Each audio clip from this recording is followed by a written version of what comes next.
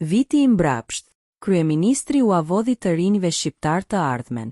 Viti që kaloi paraqet një kufi kohor të turbullt, një epokë të shkurtër që për tërsinë e saj manifestohet më shumë si një objekt durimi se sa jeteje në ndërgjegjen kolektive. Kjo periudhë e mbushur me sfida të thelluara shoqërore, ekonomike dhe politike, lë pas një sër gjurmësh komplekse që kërkojnë analizë dhe kuptim. Një krizat sistemike dhe kolapsi i zhvillimit urban. Viti që kaloi vlerësohet si një pikë e ulët në historinë e zhvillimit urban dhe turistik. Shqipëria u konfrontua me një kolaps të shërbimeve publike dhe mjedisit, duke shndërruar hapësirat urbane dhe bregdetare në sfond degradimi. Pirgjet e mbeturinave, ndotja e ujërave, infrastruktura e papërshtatshme e transportit dhe kriminaliteti i lirshëm i kafshëve endacake, së bashku me çmimet jo racionale të akomodimit, bashk përbën një peizazh të shkatëruar që kundërshton rrënjësisht aspiratat për një ekonomi turistike të qëndrueshme. 2. Kriminaliteti transnacional dhe degradimi i imazhit kombëtar. Profili ndërkombëtar i vendit u ndikua rënd nga një shfaqje e dukshme në skenat e kriminalitetit të organizuar. Përfshirja e disa qytetarëve në rrjetet trafiku në shkallë globale kontribuoi në një distorsion të papranueshëm të imazhit kombëtar, duke reduktuar atë në një stereotip negativ të përforcuar edhe nga mediumet kulturore globale. Ky fenomen ngre pyetje serioze rreth faktorëve shoqëror dhe ekonomik që lehtësojnë një përfshirje të tillë disproporcionale. 3. Disfunksione të mëdha ekonomike dhe çrregullime të tregut. Ekonomia karakterizohej nga një paradoks i rënd.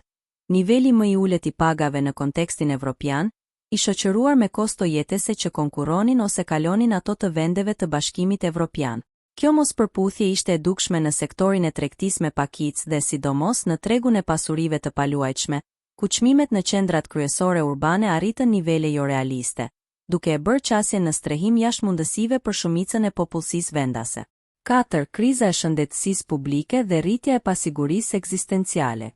Sistemi shëndetësor u konfrontua me krizë të thellë besueshmërie, ku dyshimet për mbrojtjen e jetës së pacientëve minuan besimin publik.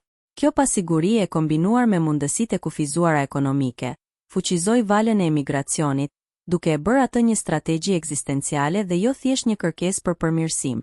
Ndryshe nga trendet rajonale të kthimit, diaspora shqiptare tregoi një ngurrim për t'u rikthyer, për shkak të mospërputhjes ndërmjet kursimeve të saj dhe realitetit ekonomik vendas. 5. Korrupsioni sistematik dhe legitimiteti i kufizuar politik. Zhgënjimi politik arriti kulmin në një krizë legjitimiteti. Pritet që autoritetet të përmbushnin premtimet u ndërpre nga realiteti i shërbimeve publike të papërshtatshme dhe nga ekspozimi i korrupsionit në shkallë të gjerë, duke përfshirë raste që të i kalojnë vlerat e njohura. Ky hendek ndërmjet institucioneve dhe qytetarëve thelloi mëtej një ndarje të prekshme në trupin politik. 6. Polarizimi politiko-kombëtar dhe rënja e bashkëpunimit rajonal. Përtej kufive shtetëror, viti që kaloi shënoi një stagnim të rënd në proceset demokratike të Kosovës, duke rezultuar në një blokadë të zgjatur parlamentare. Kjo gjendje e shkaktuar nga polarizimi dhe interesat e palëve, përforcoi një ndarje midis dy vendeve me lidhje etnike të ngushta, duke kundërshtuar ndjenjen e një fat të përbashkët dhe duke krijuar një hendek të rrezikshëm politik. Konkluzion.